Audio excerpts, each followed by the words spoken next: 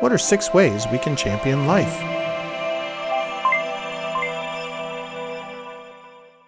Well, Nathan, we watched in the most recent election a surprising outcome, not just in terms of the political agenda of the Republicans and the Democrats, but quite frankly, even on the life front. Oh, absolutely. I mean, the 2022 midterm election, was supposed to be a Republican red sweep. But it seems like because of Roe versus Wade being overturned by the Supreme Court, it became a referendum for the Democrats to get out and protest through their voting the idea that they should have a choice at the state level. They want it federalized. And so that's really a sad thing, because Roe versus Wade getting shot down really didn't end abortion in America. It just put it where it belonged back in the states. But that so much of America came out in support of abortion, which is, according to the 10 Commandments, a sin. It's really a referendum on where our country's heading. I think it really is. As a matter of fact, I don't think it's not just a referendum on where we're heading. I think it's demonstration of what Romans 1:28 says when Paul recorded, just as they, speaking of the reprobate world, did not see fit to acknowledge God any longer, God gave them over to a depraved mind to do those things which are not proper. And he goes on to cite all the wickedness that they would embrace. And then in verse 32, although they know the ordinance of God, that those who practice such things are worthy of death, they not only do the same, but give hearty approval to those who practice them. And Nathan, I think this is a demonstration that our nation has been given over to a depraved mind. Who would have imagined that in our society we would embrace death and this so-called God of choice, the idolatrous God of choice, to abort a baby instead of life? And so even in pro-life states like Kentucky, my home state, and like we saw in Kansas recently, they've rejected pro-life amendments to their constitution, pro-life initiatives that went forward to a ballot, and it really breaks my heart. Yeah, just down here in Texas, they had a commentator go out to the University of Texas in Austin and interview people. Why would they vote for Beto? And overwhelmingly, it's because we think Beto is going to bring abortion back.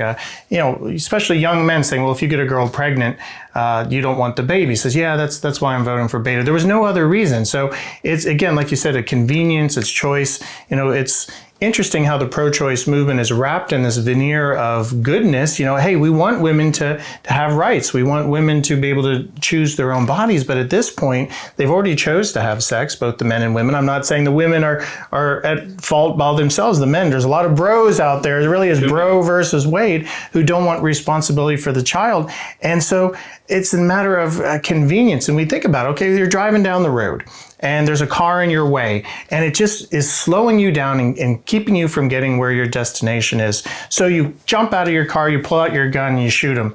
And the cops come and they say, why did you do that? That's an act of road rage. Says, he was inconveniencing me. He was getting in my way. Well, we'd all say, no, she's a murderer. He's a murderer for doing that. But we're doing the same thing with babies because we've now classified them, I think as a country consciously, as classified children as non-entities, and therefore you should be able to murder them without consequences. You mentioned it was a matter of convenience. And sadly, even if you go back to the Old Testament over and over again, why did the children of Israel, as well as the pagan cultures that they mingled with against God's counsel, why did they sacrifice their own children to secure the blessing of a false god, whether it was Baal or Ashtoreth or Moloch? They sacrificed their children to gain the convenience of a better crop or a fertility for their livestock. And it's a horrific trade-off that was false then and it's false now. And sadly, I think many are eventually going to come to their senses. Not all, because some will be totally reprobate in their thinking.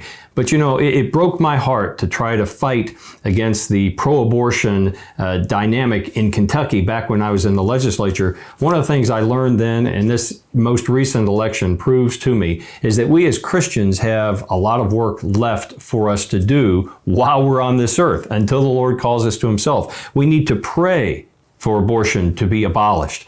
We may not ever see that done in this world, but that does not stop us from praying that the Lord would save, by all means, some from the scourge of abortion. We need to continue to care for women and men who find themselves in a crisis pregnancy. My wife has worked for many years with a crisis pregnancy center in Kentucky on the board and being very supportive, both of us. And so there are a lot of young people who find themselves in a circumstance they did not expect and they don't know what to do. And the culture is shouting at them, just destroy that child and your life will be better. It never is better. And so we need to intervene and provide support and encouragement. Sometimes, Nathan, this means financial support through places like crisis pregnancy centers. We need to continue to encourage and try to elect pro-life leaders at every level of government who will enact laws and defend life at all costs. We need to obviously pray even for pro-abortion advocates. Those who mean evil, we need to pray for them. Jesus said we should pray for our enemies. These people are not our enemies. They are deceived. Some of them have become deceivers in their own right, but we need to pray for them. We need to continue to promote adoption of children who are otherwise unwanted by their parents, too often unwanted by society.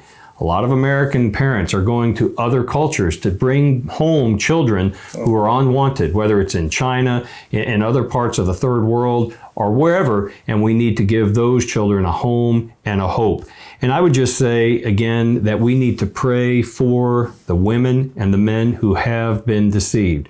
Nathan, I think there's a spirit of deception in our society, absolutely. And not just on this issue. There's many who are being deceived on the issue of transgenderism, on confusion about their sexuality.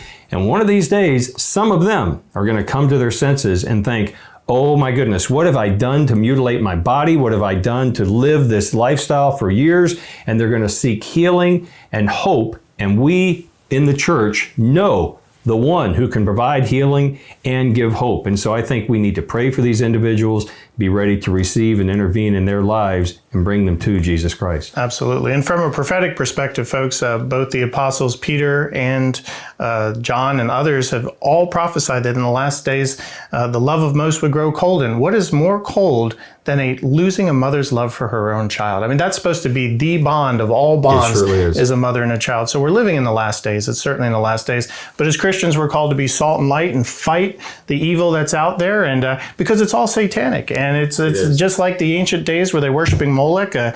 He was a demon. We've also got the same thing. We're worshiping the demons that are behind all this deception. So we stand tall and we do. I think those are fantastic points you all made, action points that we can work off. Action points. And the bottom line, and Nathan, you made a good reference to that scripture that says the love of many will grow cold. Folks, let's make sure our love does not grow cold. Even as we see evil seeming to be victorious in a given election, day by day, our love cannot grow cold. We need to reflect the love of Jesus Christ, because even as he hung on the cross, he showed love to those who persecuted him. And if he is in us, we will love even those who are trying to perpetrate deception in this world. Go forth and be his love with hands on. Godspeed.